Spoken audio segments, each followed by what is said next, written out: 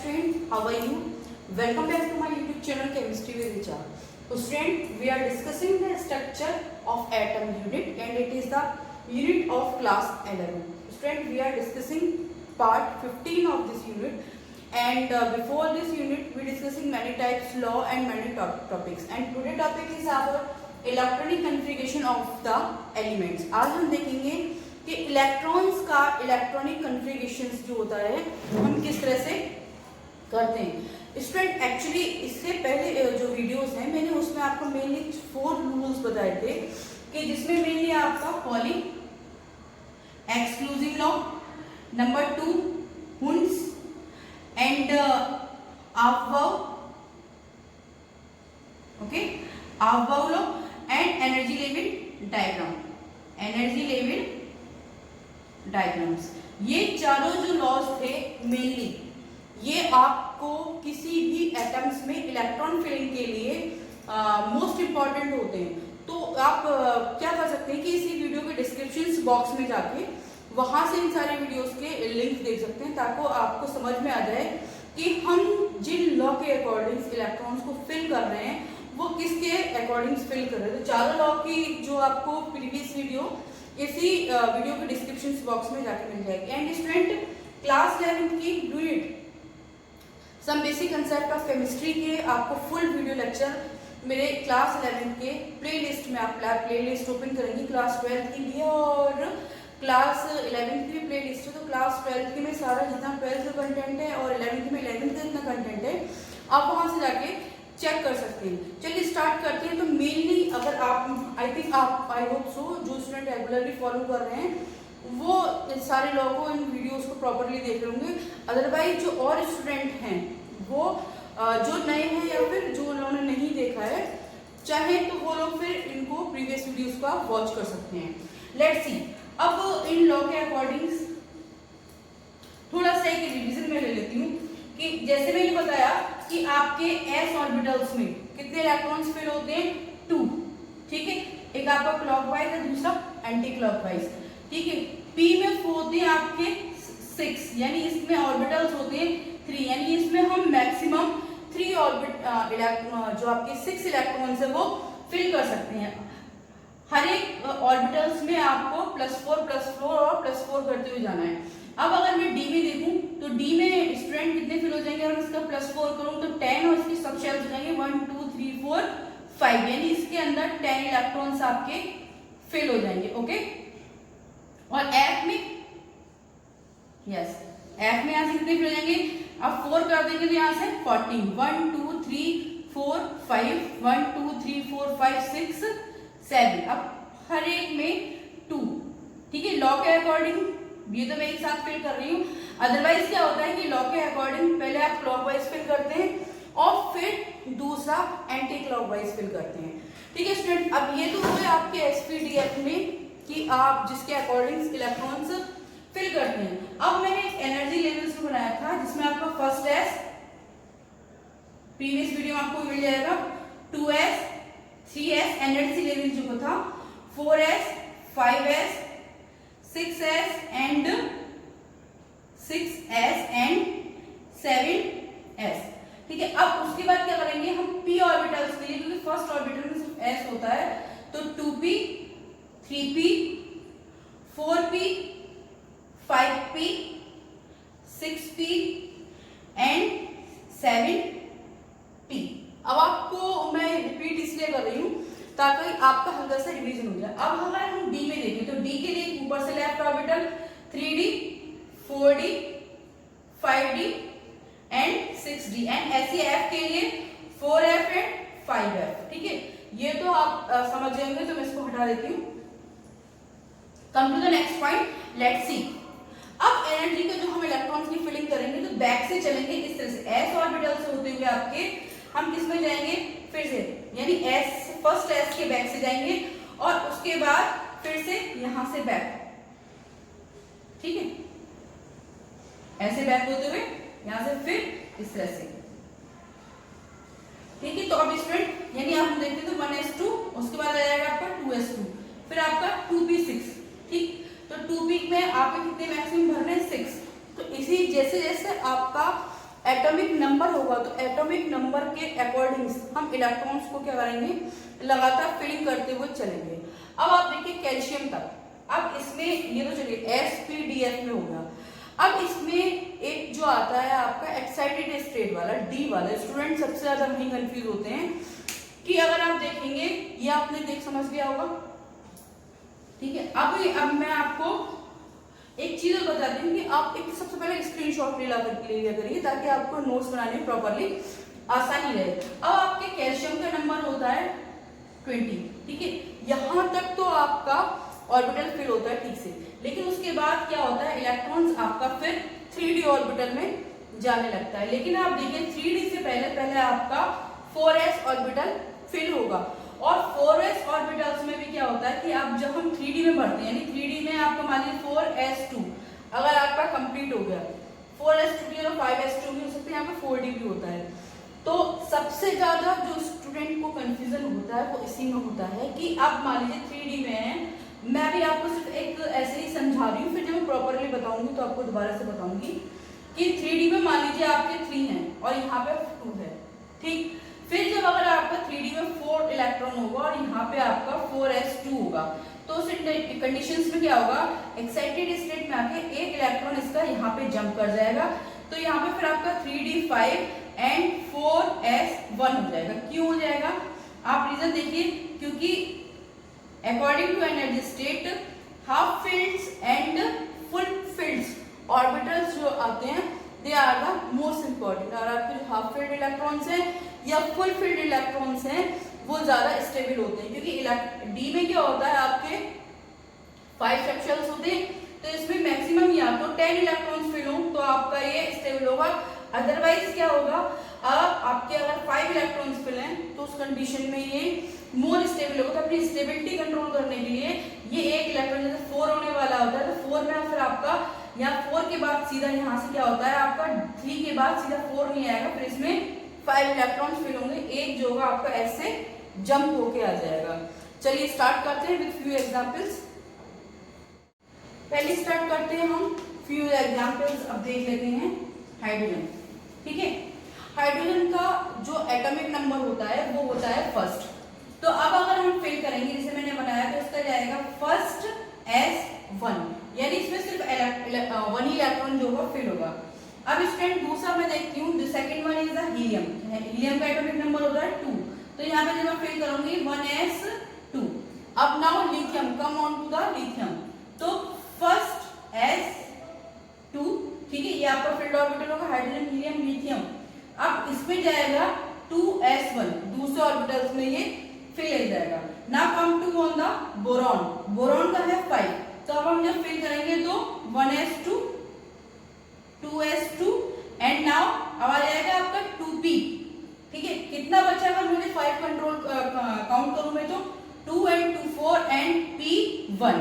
अब कई बार होता है कि p में आपके 3 सब शेल्स होते हैं, यहाँ पे px py एंड pz, तो पहले x मिल जाएगा तो इसका हो जाएगा px1, आपको ऐसे भी लिखा हुआ मिलेगा, ठीक है। और उसके बाद आता है carbon, let's see it is a carbon, now fill it 1s2, 2s2 and अब इसमें कितना आ जाएगा आपका 2p2, क्योंकि 2 इलेक्ट्रॉन्स फिल्स हुए।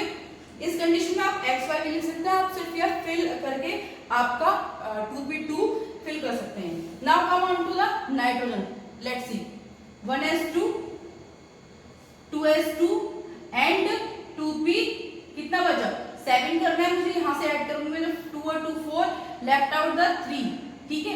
अब इसमें अगर हम देखें तो यानी इलेक्ट्रॉन क्या हो जाएगा आपका हाफ फिल्ड हो जाएगा, इसीलिए जो इलेक्ट्रॉन की आयोनेशन एंथैल्पी होती है, इलेक्ट्रॉन एक्टिविटी होती है, वो ऑक्सीजन के कंपैरिजन में ज्यादा होती है। ये आप पीरियोडिक टेबल वाला जो नेक्स्ट यूनिट है उसमें आप डिस्कस करेंगे। Now come on to the sodium, तो सोडियम का होता है 11, तो ठीक है 1s2 2s2, okay.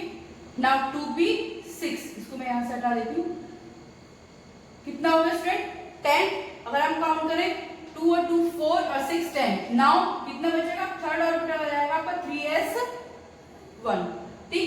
Now come on to the chlorine, 1s2 2s2 2p6 3s2 and now third orbital आ गया p का, तो अब क्या आ जाएगा 3p5। अब जरा आप देख लीजिए, आपका एटॉमिक नंबर 17 है, 2 2 4 10 12 एंड 5 17, राइट।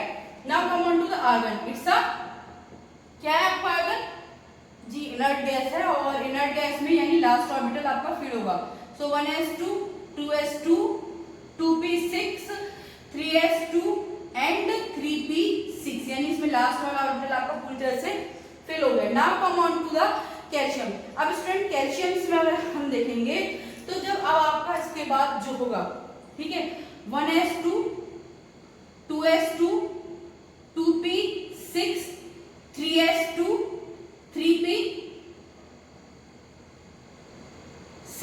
ठीक।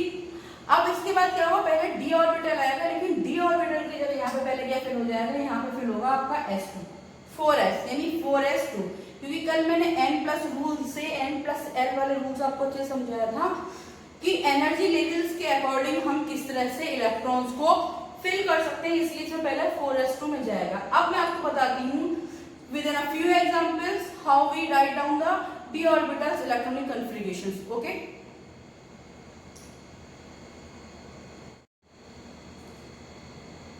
let's see the few examples of the d orbitals. I am taking down the first 21 scandium. अभी तक जो मैंने बताया था आपको कैल्शियम में मैंने बताया था कि आपका 4s2 ऑर्बिटल में पहले फिल हो गया और 3d में बाद में फिल हुआ। अब यहाँ पे क्या होगा, अब यहाँ पे आपका 3d ऑर्बिटल्स में इलेक्ट्रॉन फिल होना स्टार्ट हो जाएगा। Let's see how it is. 1s2 2s2 2p6 3s2 and 3p6. how much? count it. 2 and 2 4 4 10 12 18, और पहले क्या आता है इसमें d और फिर आता है 4s2, तो 4s2 हम पहले फिल कर देंगे। अब कितना बचा, क्योंकि 20 हो गए यहाँ तक, हम फिर करेंगे 3d1, ठीक है। तो पहले आपको s2 वाला 4s ऑर्बिटल कंप्लीट करेंगे, जैसे d आएगा d वाले में हम इलेक्ट्रॉन्स बाद में फिल करेंगे। ऐसे ही आपका स्कैंडियम का 23 है, तो 1s2 2s2 2p6 3s2 3p6, ठीक है। अब पहले मैं फिल करूंगी 4s2 and how many left out 23, तो आपका यहाँ पे फिर मैं 2 इलेक्ट्रॉन्स बढ़ा दूंगी 3d3, ओके। अब नाउ कम ऑन टू क्रोमियम्स। अब देखिए यहाँ पे क्या होगा आपका क्रोमियम में आने पर, तो 1s2 2s2 2p6 3s2 3p6 and यहाँ पे 3d में कितने फिल होंगे और 4s में कितने फिल होंगे बताइए, क्योंकि मैंने बताया कि यहाँ पे 3d 3 है, 3 में यानी अगर मैं अब इसमें नेक्स्ट में 5 सब शेल्स होते हैं, तो 1 2 3 4, इसके अकॉर्डिंग यहाँ से 5 आना चाहिए, क्योंकि इसका 24 इलेक्ट्रॉन कन्फिगरेशन है। लेकिन क्या होगा कि ये हाफ फिल्ड होने वाला है, इसलिए ये 1 इलेक्ट्रॉन एमिट होके या 1 इलेक्ट्रॉन जंप करके d ऑर्बिटल में आ जाएगा, तो यहाँ से हो जाएगा आपका 3d5 and 4s1। Because of that मैंने बताया हाफ फिल्ड ऑर्बिटल्स होते हैं and full filled orbitals are the more stable than the others. Okay, so actually now 25 is magnesiums. अब magnesiums को देखेंगे सेम आपका ऐसे ही, और 3p6 एंड यहाँ पे फिर हो जाएगा आपका 3d5, और उसके बाद यहाँ पे जो होगा आप स्टूडेंट आपका 4s2। That is the main point, और स्टूडेंट सबसे ज्यादा यहीं पे गलती करते हैं। Now come on to the iron. चलिए अब आयरन का देखते हैं हम। यहाँ तक हो गया आपका। अब आयरन में भी क्या होगा आपका 1s2 2s2 2p6 3s2 3p and 6। अब यहाँ पे हो जाएगा आपका 3d और यहाँ पे हो जाएगा आपका 4s2। अब आपका 4s2 पहले फिल हो गया।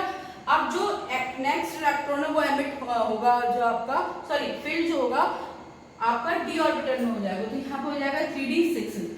इसी तरह से आपका फिर मैं देखूंगी 1s2 2s2 2p6 3s2, this is the electron configurations of the nickel and 3p6 and यहाँ पे स्टूडेंट फिर हो जाएगा आपका 3d कितना है 28, ठीक है। यहाँ मैंने एक जंप करके लिखा है, तो यहाँ पर हो जाएगा आपका 3d8 एंड 4s2, ओके।